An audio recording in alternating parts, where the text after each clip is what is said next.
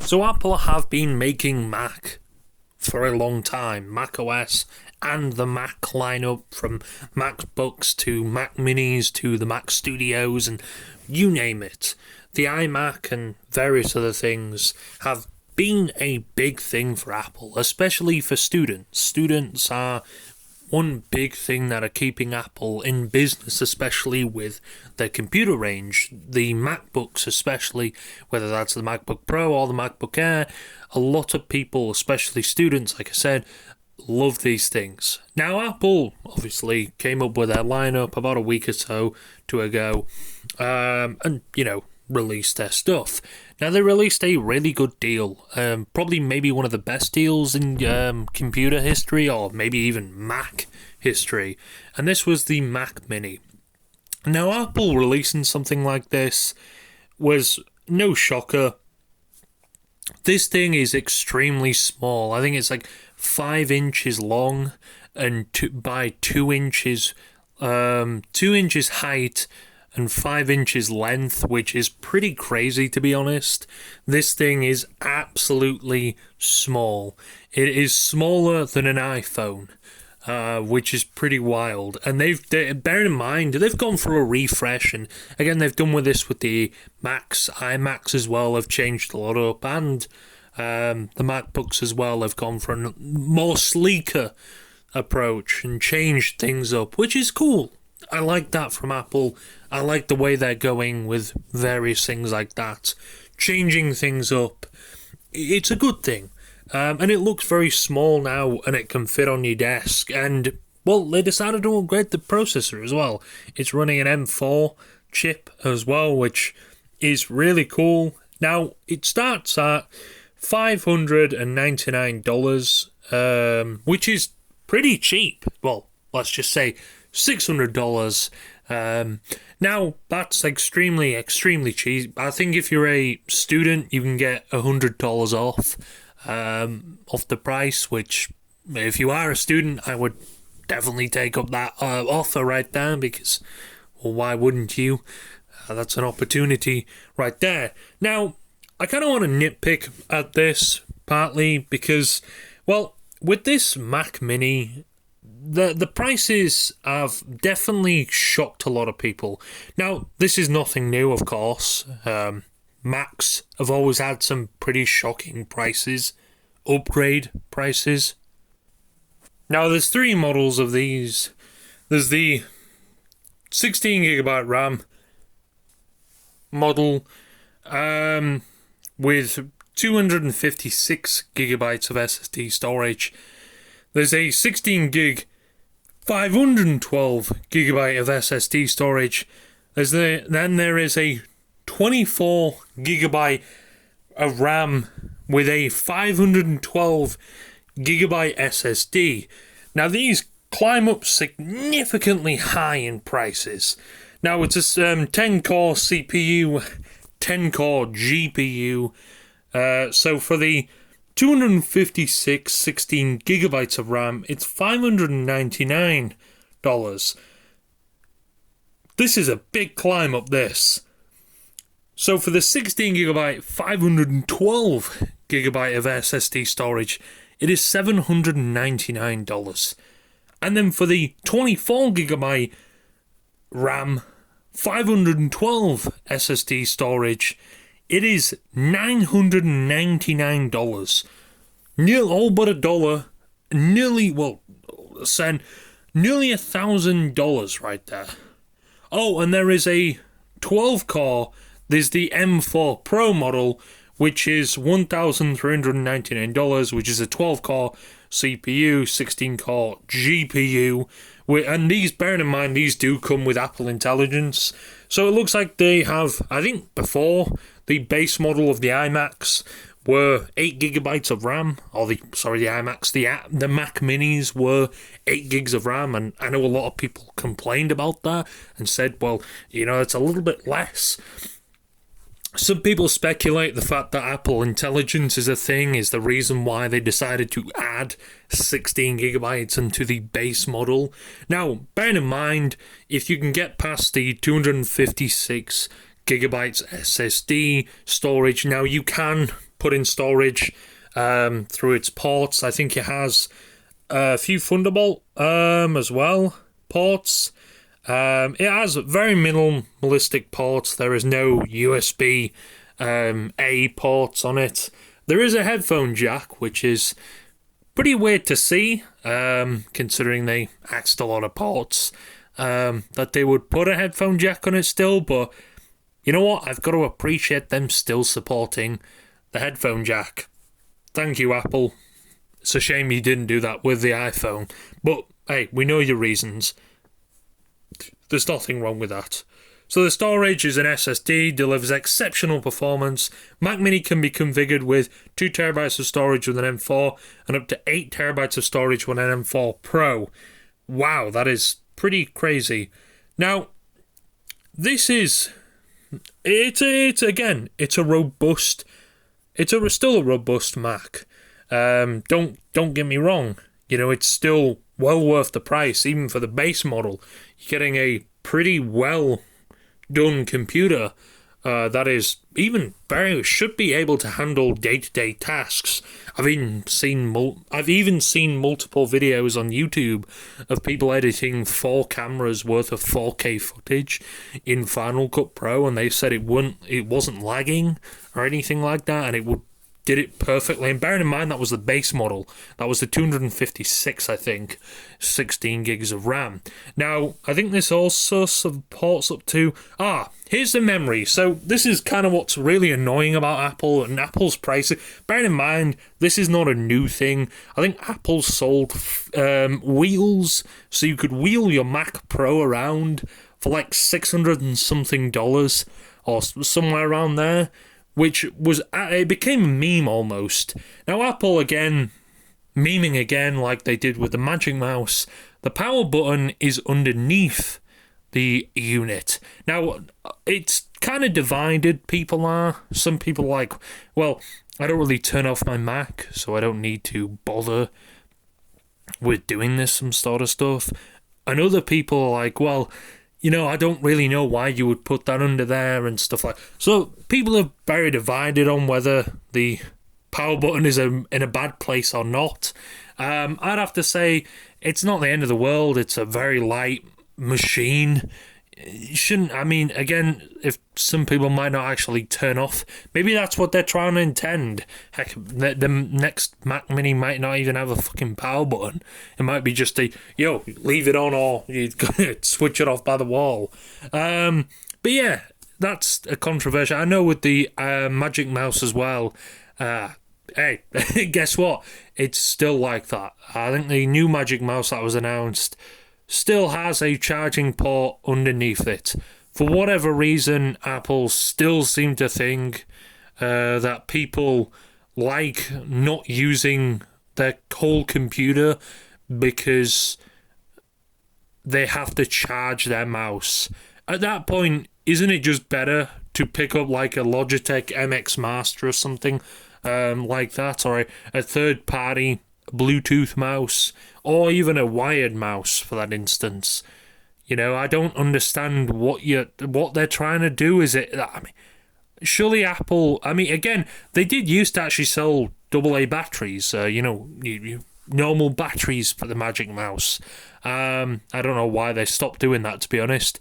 I'd have preferred them doing that than putting the charging port right underneath the Magic Mouse. Now, people have come up with inventions or 3D printions, whatever you want to call that. Is that even a word? I don't know. To pretty much make the Magic Mouse still usable. But come on, Apple, please. I don't...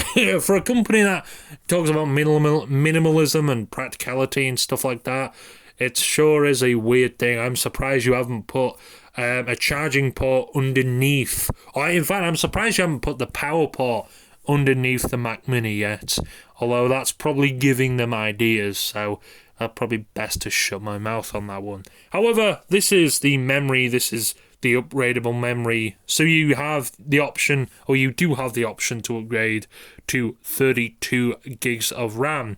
So 16 gigs is obviously the base model, so you don't have to pay anything. You just pay the base. So this is, in this case, it's $599 for the absolute base.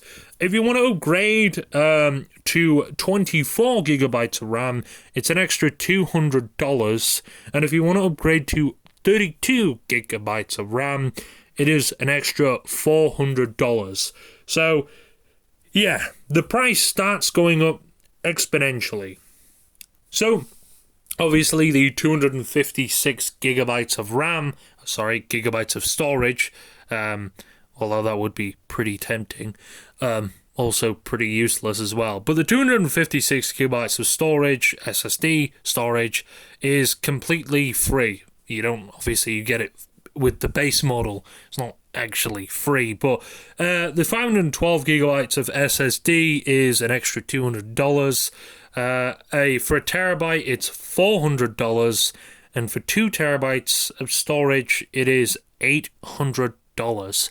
Now, I don't know what Apple is trying to do here. I am sure people could probably replace that for cheaper. Apple, I don't know. I think you can take it apart and upgrade it. I'm not too sure. I've seen some people do it, but I don't know. You're better off just searching YouTube for that. I don't want to be the person to say if you can upgrade it or not and then end up getting it wrong. I think you can upgrade it. I'm not too sure. Apple have been kind of anti-upgrade with their computers for a very long time. They normally solder in the RAM and stuff, so you pretty much can't upgrade it. It's money, obviously. They make more money by doing it this way, locking you into a certain thing. And if you want to upgrade, you have to either, accept it or go out and buy a brand new Mac. And then cry because you spent an extra $1,000 because you couldn't make up your mind in the heat of the moment. So for a base M4 Mac, for this is the base M4 Mac, this is nothing else, it will cost you $1,799 with everything. This is with 32 gigs of RAM and 2 terabytes of storage, which is absolutely crazy right there. That is a lot of money. You could probably get it. You may as well get a MacBook for that price with all them specs. Wow. You may as well just look on eBay and look for some secondhand M1 Macs. Wow, that is a lot of money right there. You can probably get a Mac Studio M1 for around about that price if you look hard enough on eBay or something like that. So yeah, it's pretty shocking, not surprising though, because we should realise that Apple's pricing with this sort of stuff has never really been right. It's always been a very weird thing. I don't understand how Apple works with this sort of stuff. And you have your M4 Pro with your 12-core, your 16-core GPU. Now, the 12-core, or the M4 Pro, should I say, actually comes with 24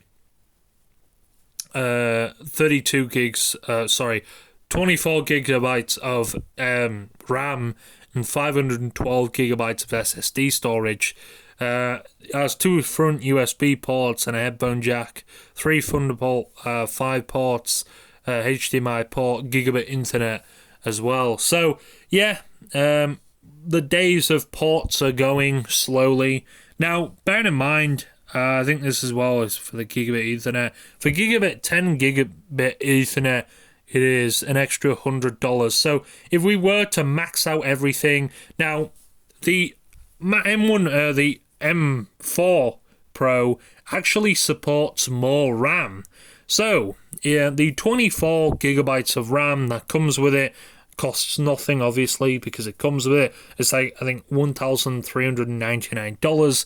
It's an extra $400 for 48 gigabytes of RAM and an extra $600 for 64 gigabytes of RAM.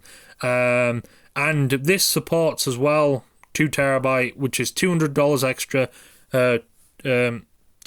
1 terabyte, $200 extra. 2 terabytes, $600 extra. 4 terabytes, $1,200 extra. And 8 terabytes of storage, $2,400. Wow, that's a lot of money. And then obviously your gigabit Ethernet as well as $100. So with everything maxed out, so you have 64 gigs of RAM, you have 8 terabytes of storage SSD, and a 10 gig Ethernet. This will come at a total of $4,499. And that's not including if you're wanting Final Cut on Logic Pro. This thing will set you back $4,900, nearly $5,000 right there. Now, the box is pretty sleek. It only comes with a power cord. It looks like it's a braided power cord, and the Mac Mini itself. So they've gone down pretty simplistic as well. No stickers. I don't even think they're having stickers in this, which completely sucks because that was part of the experience. That's what a lot of people loved about Apple and loved about unboxing as well, was getting the stickers. I haven't had a Mac. I still am running the M1 Mac Mini from like 2 or 3 years ago now. So maybe this will become my next Mac Mini upgrade. I'm not too sure. But the storage wise and the price wise, it's no surprise. Apple have done this for a while. In fact, it's not a surprise that much that it's across the board. Apple are doing this. No, I think there's new iMacs as well, which is cool. It's cool to see new Macs coming in, but the Mac Mini has really shocked a lot of people, and that's cool. I'm glad it shocked a lot of people. This is going to be a lot of an entry level, especially people who want something with a fair bit of power, but they can't afford it because, I'm going to lie, if you want to buy a Mac Pro, it'll set you back, $6,000 to $8,000 for a beastly rig like that. Don't get me wrong, it's beastly. And I'm sure it'll pay itself off. But I can't imagine that being very cheap. Someone almost $7,000 for an M2 Ultra Mac Pro.